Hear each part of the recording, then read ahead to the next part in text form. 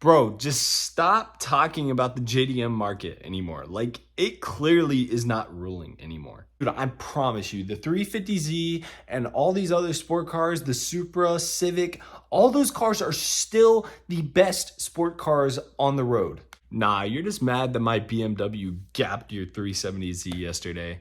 Bro, you didn't even gap me but for like 0.02 seconds. And plus, you started early. Yeah, sure, whatever you want to say. Make up your lame excuses, act like it was just my fault. Bro, it was, dude. Man, I love how salty y'all get. Let's break it down. Here really comes the ultimate decision. Do JDM cars still rule the car market today? Well, I wish that was just as simple as a yes or no. But it really isn't. See, nowadays, people really have a choice in the market, which really wasn't present back then in the 90s. Not to throw back the 90s or anything, but JDM really was the best sports car that you could get back in the early 1990s and early 2000s. So sure, now all the freaking BMW owners and German car owners are now leaving the chat, and they're probably gonna leave a nasty hate comment before they check out. But for those of y'all who stayed, it's not over yet for the German cars. So to answer this question, we have to dig into a little bit of history, but I'm not gonna bug y'all out too much with the historical segment because I know you'll want to get into the video. So I'm just gonna provide a brief explanation. So back in the early 1990s, there was really no other car that you could get besides a Japanese sports car that would actually hold up over time and not be breaking down all the time that's in the shop. So back then, it seemed like the German cars weren't really focused on just raw performance. They were more focused on comfortable rides and also great handling cars.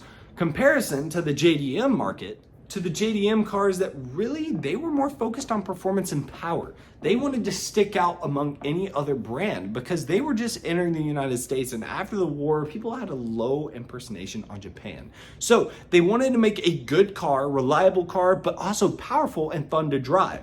So eventually the brands came in too much competition between one another. And they were like, all right, well, we need to make an agreement, which was called the Gentleman's Agreement, which pretty much capped all the Japanese manufacturers to not produce a car from the factory that had more than 276 horsepower. Now that shocked the industry. Now Toyota took a different stance on this. They were like, okay, sure, we'll agree to that, but we're also gonna let our stock block produce 1,000 horsepower. Let's not get started with the 2JZ motor and the Supra. Let's not get started with that. So the historical segment is over. Now let's get into it, what it actually means today.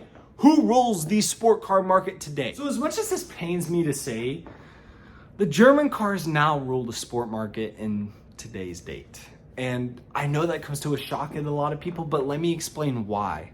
Back in the 90s, the sports car market was huge. Everyone wanted a sports car because, well, they were fast. And all the previous cars to the 90s were, well, they were kind of slow. So the Japanese car market had to stick out somewhere. So they decided to stick to the sport car market, which they did incredibly successful on. Because they were reliable, they were powerful, and people loved tuning them and racing them.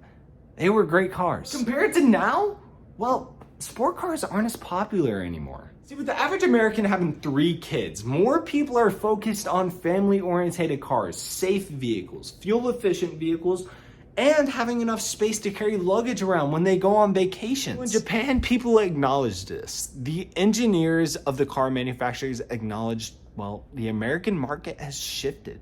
It's changed from sport cars to family-oriented cars. Not to say that German cars aren't focused on this, but German cars are considered as luxury brand. So now is Germans' time to shine. So now German cars are now focused on more powerful vehicles, more roomy vehicles, but now they have a chance to rule over the sport market because, well, Japan's not doing it anymore. To break down what I just discussed there is that the market has shifted from the 90s. It's shifted from just pure sport cars to now more family-oriented cars. So BMW and other German brands are now focused on speed, agility, handling, comfort. Since it is a luxury brand, more people tend to want those things rather than more family-oriented side of things. So now Japan and Japanese manufacturers are now focused on family-oriented things. they really aren't focused on creating new sport cars. Instead of Japan just focusing and dumping millions of dollars into R&D on focusing a new sports car, they're just gonna focus more now on family-oriented cars that tend to sell better in their biggest market, which is America. So here's the thing, if you haven't noticed, Toyota wanted to up their sales. So what they did is they borrowed the BMW Roadster, which is now the new Toyota Supra. Also with the new BRZ, it's the same vehicle as Subaru. It literally is the same vehicle. It's produced in a Subaru factory, and the Toyota Supra is built in a BMW factory. Literally, there is no true Japanese sport car market on the road right now besides the Nissan Z. So as much as this pains me to say, the sports car market has changed. German cars are now focused on more sporty, filling vehicles than any other brand, because other brands are just focusing on more market-intensive purposes like family-oriented vehicles.